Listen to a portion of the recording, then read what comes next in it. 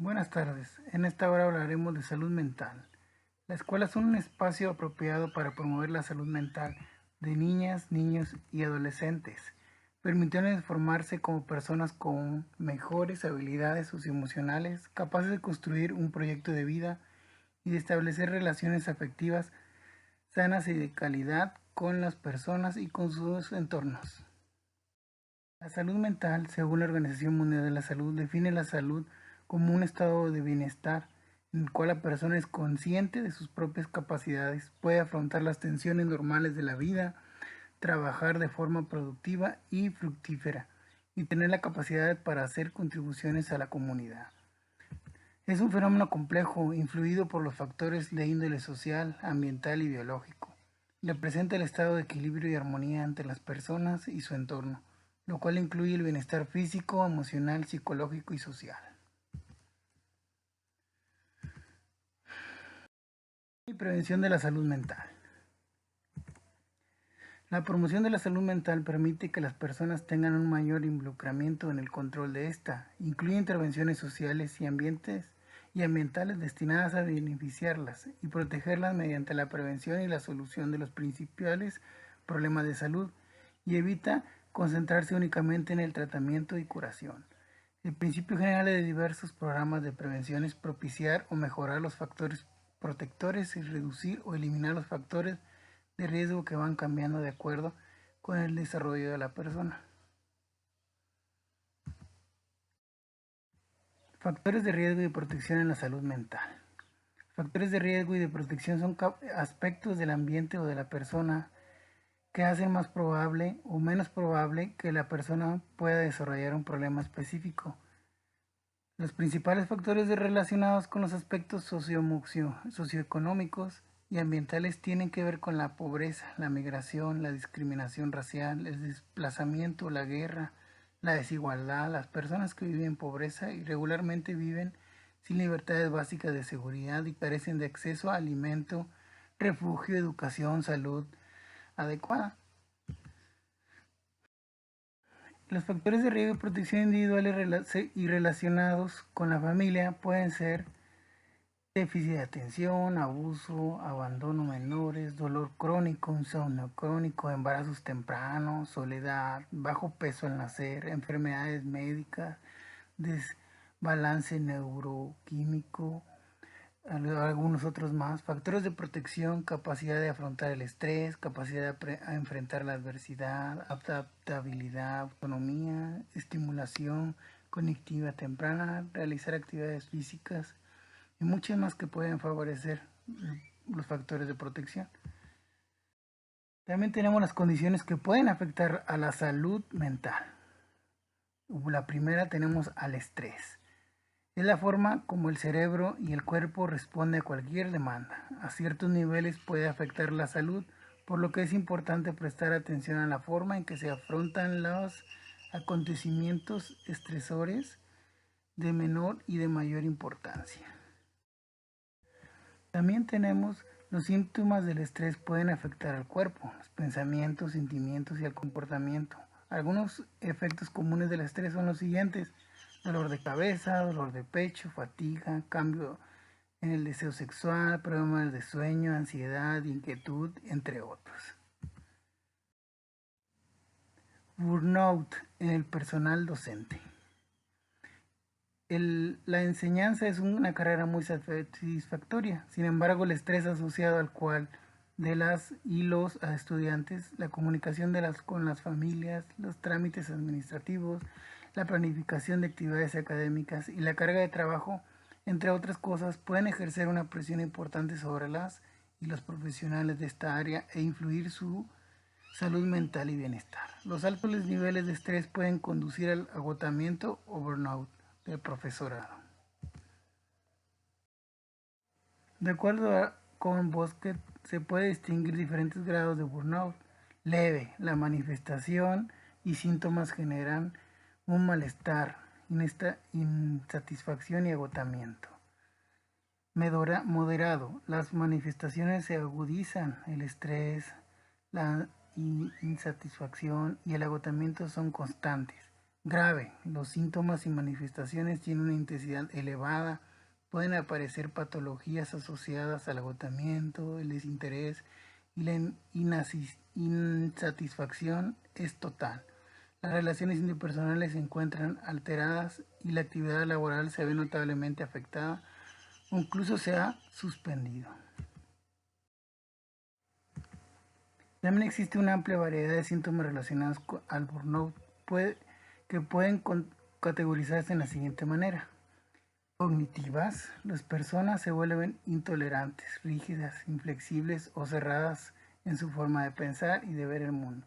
Afectivos, abatimiento, miedo, vacío emocional, enfado.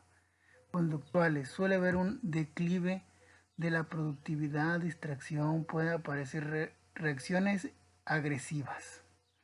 Físicos, agotamiento físico, fatiga crónica, aumento de las enfermedades en general, alteraciones del apetito, contracturas musculares, cefaleas, hipertensión arterial, disfunciones sexuales, insomnio. Relacionales, aparecen dificultades de la comunicación y aislamiento.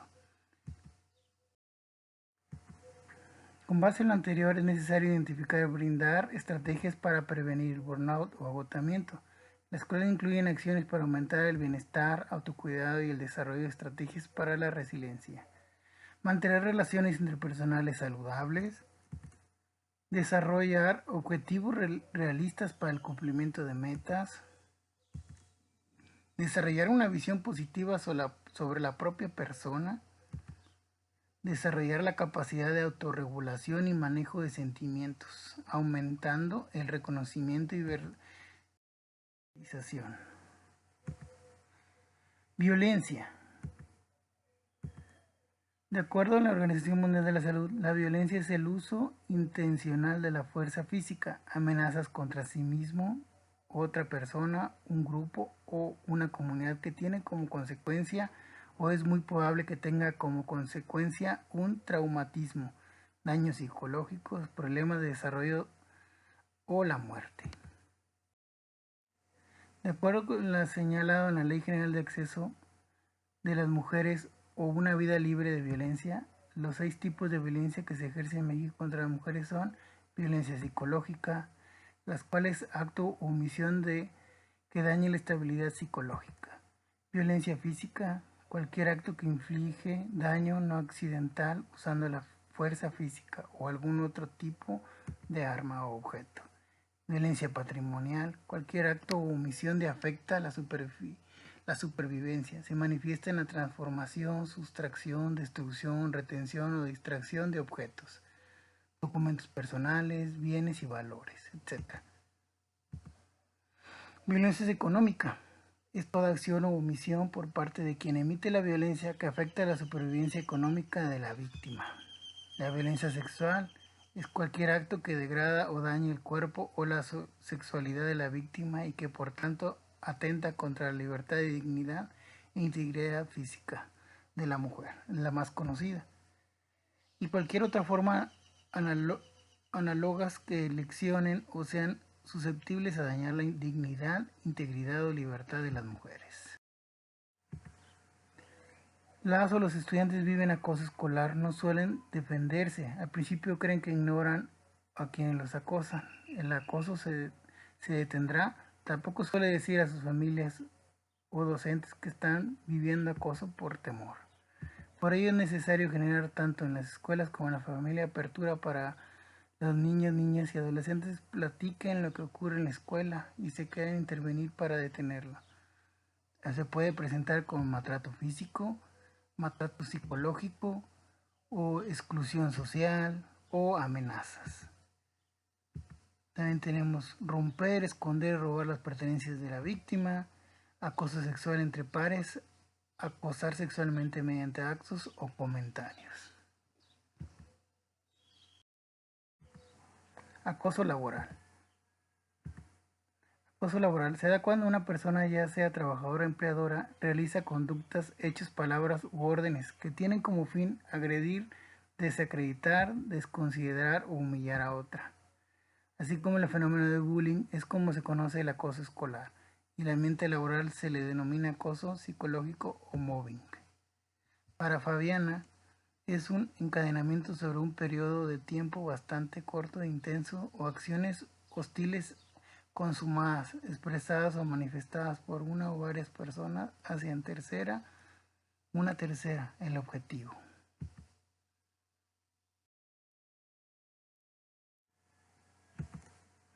Para que una conducta sea considerada como acoso laboral se debe tomar en cuenta varios criterios. Debe ser repetitiva,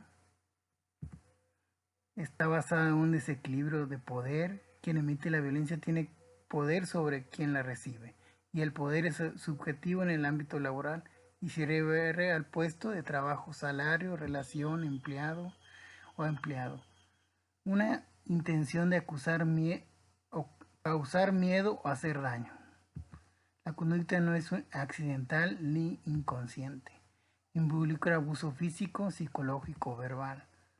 No ser provocada por quien recibe la violencia, sino por quien la emite, que no agradece ni acosa primero. La mayoría de las veces quien recibe no muestra conducta de reacción hacia el acoso y permanece de manera pasiva. Consumo de sustancias psicoactivas y otras conductas adictivas. La Organización Mundial de la Salud define drogas como toda sustancia que introduce en un organismo vivo puede modificar una o varias de sus funciones. En 1982 es un intento por delimitar cuáles eran sus sustancias que producían dependencia. La organización declaró como droga aquella con efectos psicoactivos capaz de producir cambios en la perspectiva del hombre. Las estadísticas nacionales advierten el crecimiento de personas consumidoras, edad de inicio cada vez menores y un aumento importante del consumo de mujeres adolescentes. Las principales tendencias que se observan en la ENCODAT 2016-2017 son que la percepción del riesgo ante el consumo es cada vez más bajo, que se comienza a experimentar con las sustancias psicoactivas a edad cada vez menor, siendo las y los adolescentes de 12 a 17 años quienes presentaron el mayor incremento en el consumo, y entre este grupo los adolescentes fueron las que han tenido mayor incremento. Cada vez hay mayor disponibilidad de las drogas. Crisis, duelo y pérdida. Es un proceso biológico, psicológico y social que se presenta ante la pérdida de una persona, animal, objeto o evento significativo. Es un proceso normal y esperado cuya función es ayudar a procesar la pérdida. Es doloroso y puede ser incapacitante en ocasiones y suponer una regresión intensa en la manera en que una persona se percibe a sí misma. De acuerdo a American Psychological Association, algunas investigaciones recientes han sugerido que, aun cuando se han identificado las fases del proceso de duelo, la mayoría de las personas no pasan por estas formas progresivas. Las fases del duelo, que la fase 1 es afrontar la pérdida. Dentro de esta fase se producen los mecanismos de defensa. Fase 2. Rituales alternativos para trabajar las emociones durante el duelo. Es muy relevante indagar el contexto sociocultural, conocer cuáles han sido los rituales o tradiciones ante la pérdida de familiares o amistades. Fase 3. Adaptarse a la pérdida e integrarla a la experiencia de vida. En fase es necesario recordar que el proceso de duelo no es rápido ni fácil. Sin embargo, hay muchas formas de apoyarle y recordarle que aunque la que intenta hacer no es fácil, tampoco es imposible. Duelo niñas, niños y adolescentes. Las personas adultas buscan mitigar o evitar el dolor que causa la pérdida de niños, niñas y adolescentes como mecanismo de protección. Sin embargo, esto no es posible. La alternativa es que la acompañen en el proceso para ayudar a encontrar habilidades y capacidades para afrontar la pérdida. Por ello es importante conocer las distintas formas en las que los niños, niñas y adolescentes entienden el concepto de la muerte y las formas de respuesta habituales. El duelo no es una enfermedad, pero puede complicarse o volverse persistente si no se brindan las condiciones para transitarlo. Se debe prestar atención a los siguientes signos de alarma en los adolescentes: alteraciones en el patrón del sueño o alimentación, alteración en la concentración y aumento de los accidentes que pueden incluir significar riesgos importantes para la integridad, irritabilidad extrema que puede venir acompañada de demostraciones de agresividad, aislamiento extremo que no quieren ver a sus amistades familiares y terminan con todas las formas de comunicación, actividades de riesgo como el consumo problemático de alcohol o drogas, ideaciones suicidas materializadas como no vale la pena seguir viviendo o con planes para hacerlo, culpa que no cesa, ideas persistentes de que la persona fallecida está enfadada, dolida o poco orgullosa de él o de ella, incapacidad para retornar a rutinas habituales. Apego, resiliencia, autocuidado y su relación con la salud mental. La afirmación "no hay salud sin salud mental" representa la importancia que tiene esta última como componente de nuestro equilibrio y bienestar integral. Para contar con una adecuada salud mental, se debe reconocer el apego y la resiliencia con dos características de la persona que la favorecen. Además, es indispensable adquirir competencias de autocuidado y habilidades que faciliten el manejo de las emociones, el control de impulsos, la capacidad de gestión personal, de gestión de pensamientos y tomar decisiones saludables. Apego y seguridad. Describe la importancia del apego íntimo o vínculo afectivo con otras personas como el alcance alrededor del cual la persona conserva la proximidad con otra, a partir del cual se desarrolla su vida, tanto en la infancia como en la etapa escolar o a lo largo de la adolescencia y la madurez hasta llegar a la vejez. De este apego íntimo, la persona es capaz de obtener fortaleza, alegría de vivir y a través de sus acciones da fuerza y alegría a las demás. El apego es la forma en que las personas como mamíferos confiamos en nuestras figuras cuidadoras para alimentarnos a medida que avanzamos hacia la... Existen diferentes tipos de apego basados en el estudio realizado de Einworth. Apego seguro. La niña o el niño presenta seguridad, expresa necesidades con proximidad cuando lo necesita. Apego evitativo. La niña o el niño minimiza las relaciones de apego y evita el contacto, poca expresión emocional. Apego resistente. La niña o el niño se aferra a la figura cuidadora, presenta maximización de la persona y se expresa el estrés al máximo, se resiste a la figura cuidadora, posteriormente lucha contra la cercanía. Apego desorganizado. La niña o el niño muestra desorientación o desorganización frente a la figura cuidadora. Carece de suficientes herramientas para regular el estrés. Resiliencia. La importancia del concepto de resiliencia ha aumentado en los últimos años con el estudio de casos de niños, niñas y adolescentes jóvenes, personas adultas que al ver transitado por situaciones adversas que representaron una desviación de su propio bienestar y por las que fácilmente pudieron haber ocurrido en prácticas como el consumo de drogas, alcohol o el suicidio, lograron salir adelante y ser personas con las mismas características que aquellos que no han pasado por lo que estas tuvieron que vivir. Algunas características de las personas resilientes son capacidad para hacer planes realistas y seguir los pasos necesarios para llevarlos a cabo, una visión positiva de sí, confianza en sí, fortalezas y habilidades, destrezas de la comunicación y en la solución de problemas, la capacidad para manejar sentimientos e impulsos fuertes, la destreza de resignificar positivamente los acontecimientos que pueden ser dolorosos, que están cargados de sentimientos negativos. Autocuidado. El autocuidado describe todas aquellas prácticas cotidianas a las decisiones que realiza una persona para cuidar de su salud. Estas son destrezas aprendidas a través de la vida que tienen como finalidad proteger la salud. Es una conducta que existe en situaciones concretas de la vida, dirigidas a las personas sobre sí mismas, hacia las demás o hacia su entorno, para regular los factores que afectan a su propio desarrollo y funcionamiento en beneficio de su salud y bienestar. Relaciones emocionales. Regulación emocional. Es un proceso educativo, continuo y permanente, que pretende potenciar el desarrollo de las competencias emocionales como elemento esencial del desarrollo integral de la persona, que tiene como finalidad aumentar el bienestar personal y social. La autorregulación emocional es de especial relevancia en el ámbito educativo, pues forma parte de las características más importantes de la persona al momento de involucrarse adecuadamente en situaciones sociales y de aprendizaje. Comunicación asertiva.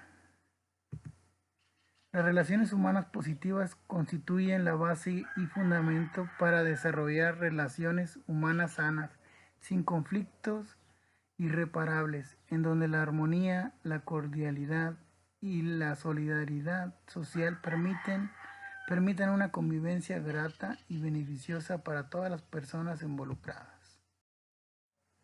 Para lograr una comunicación asertiva se debe tomar en cuenta lo siguiente. Hablar en primera persona. Yo pienso, yo opino, yo siento, a mí me gusta, yo desearía. Conocer derechos asertivos. Sus derechos asertivos. Concebirse como alguien con energía limitada que necesita priorizar, abastecer y cuidar. Ser razonable y respetar las necesidades ajenas. Entender que las demás personas tienen derechos a creer, decir o hacer cosas muy distintas a las que esperamos siempre y cuando sean sus acciones exista el respeto hacia nuestra persona. Ser directo, garantizar que nuestros mensajes sean lo suficientemente claros para que la otra persona de tal manera que no se necesiten suposiciones, adivinanzas y evitar caer en malos entendidos.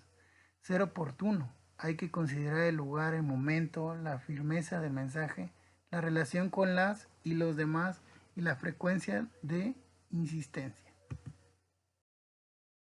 Límites. En las relaciones interpersonales, aparte de establecer un estilo de comunicación asertivo como medio para desarrollar relaciones saludables, también es conveniente establecer límites personales. Son los enunciados que usamos para organizar la convivencia en el entorno. A través de las normas, las personas aprenden que está permitido y que está prohibido, por lo que es necesario usar el uso del no. Razones para aprender a decir que no. Decir que no es necesariamente egoísta cuando dices que no a un nuevo compromiso. Estás honrando tus obligaciones existentes y asegurándote de que podrás dedicarle tiempo de alta calidad. Decir que no puede permitir probar cosas nuevas, solo porque hasta ahora has ayudado a planear la comida anual familiar no significa que debas hacerlo para siempre. Decir que no te da tiempo para perseguir otros intereses. Decir que siempre que sí no es saludable. Cuando estás demasiado comprometido y bajo demasiado estrés es más probable que sientas desánimo y que te enfermes. Decir que sí puede eliminar a otras personas. Por otro lado, cuando dices que no, abres la puerta para que alguien más levante la mano o puedes delegar a alguien para que se haga cargo de la tarea. Tal vez no hagas las cosas como tú lo harías, pero está bien, encontrarán su propio camino. El tiempo libre como aliado. El concepto de tiempo libre es más amplio que el ocio. Lo incluye como posibilidad. El tiempo libre es aquel periodo de tiempo no sujeto a necesidades de una parte ni a obligaciones de otra. Resulta que la diferencia de restar el tiempo total, el dedicado a nuestras obligaciones familiares, laborales y escolares. El ocio no es solo tener tiempo libre o lleno de actividades, supone sentir libre realizando diversas actividades. Las cuestiones relacionadas al uso del tiempo libre están asociadas al estilo de vida de las personas, por lo que parte de la responsabilidad de la calidad de vida y la salud les corresponde. El cómo somos, estamos en el mundo incidente sobre nuestro nivel de salud y calidad de vida, porque Pensar en el tiempo libre y el ocio implica un proceso de cambio de hábitos e interiorización de un estilo de vida saludable que contemple a la persona como un ser integral. En conclusión, en la sociedad actual se ha vuelto cada vez más común